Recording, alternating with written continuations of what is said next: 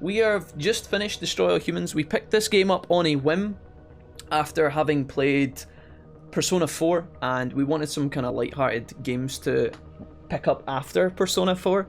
This was the kind of mindless sandbox fun that I was expecting, and for the most part the game is pretty chill.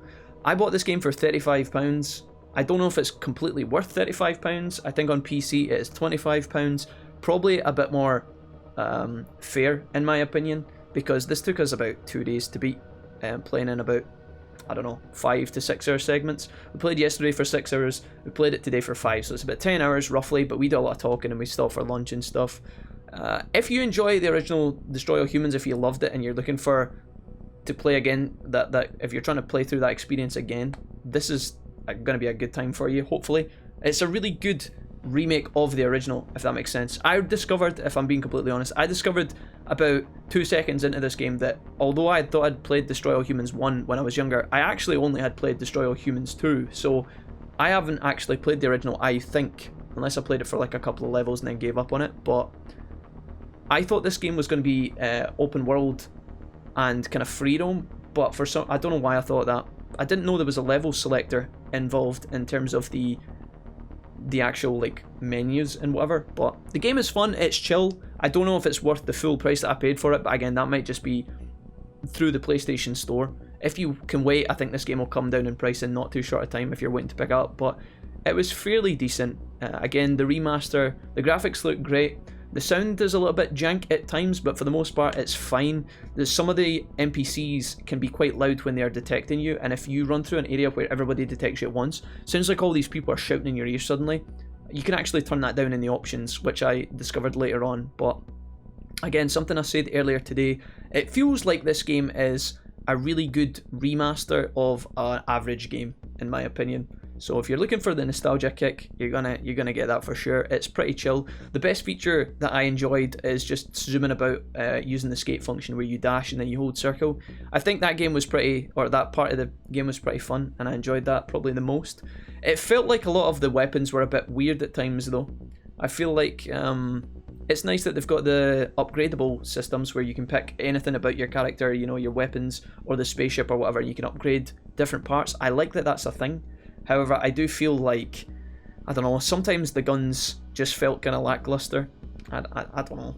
I was looking for the disc shooter gun from the second game where you shoot, like, say, a vehicle with a disc and then it, like, flies across the map. That's pretty chill.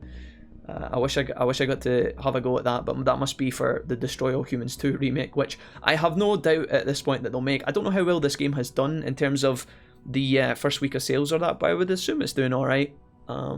Fairly short game.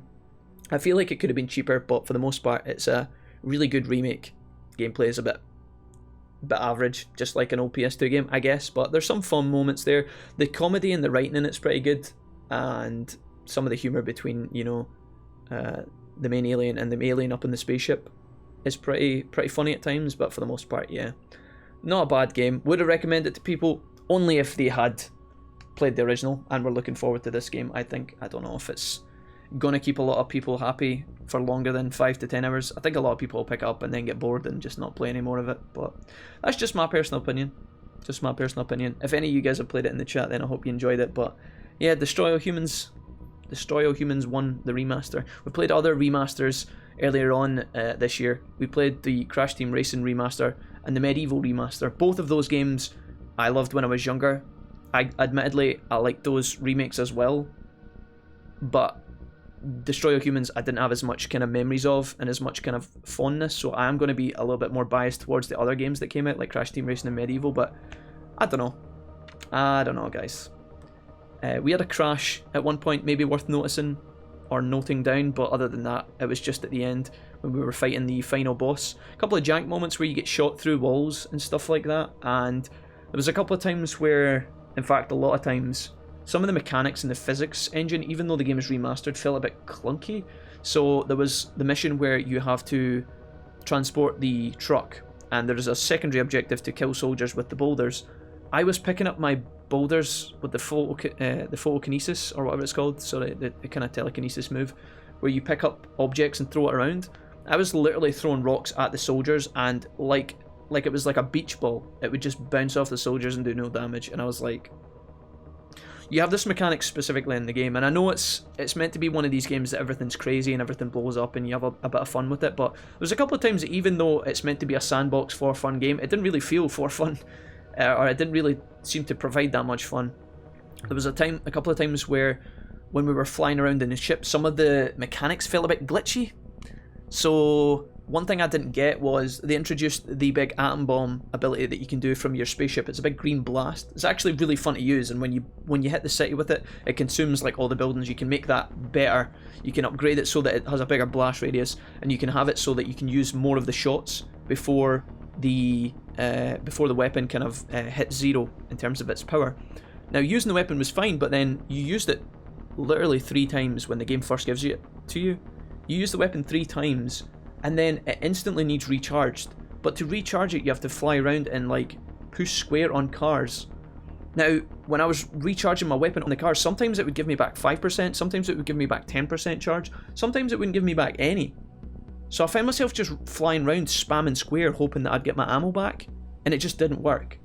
And to me, that was kind of annoying because, I mean, you're playing the game to literally just have fun. The game's literally called Destroy All Humans. I was looking to use this new mechanic that the game gave me, the new bomb, which was exciting, and it's very powerful, so I know they have to balance it and limit it, but it just felt like it was like the game was like, here's this new toy, okay, you've had one shot of it, give me it back now.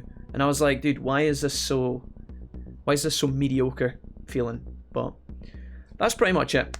I don't want to end on a bad note, because I do feel like they have made an effort to remaster an original game, an original PS2 game, and they've done a great job of that, which is kind of cool. But the gameplay itself is kind of average, and I wonder if a lot of people are maybe best just leaving this in the nostalgia trunk, or going back and playing the original PS2, which I think, the original PS2 version, which I think you can also get on the PlayStation Store, or just boot it up on your old console if you still got it. But yeah, Destroy All Humans, ladies and gents. If they make a second one, we might have a look at picking that one up and seeing if it improves, but for the money's worth, I don't know. Yeah, £35 is a sore one. I think so. But not a bad game, guys. Not a bad, just not completely amazing. That is what it is. Hope you guys enjoyed it if you played it. Hope you guys liked it if you were looking forward to it.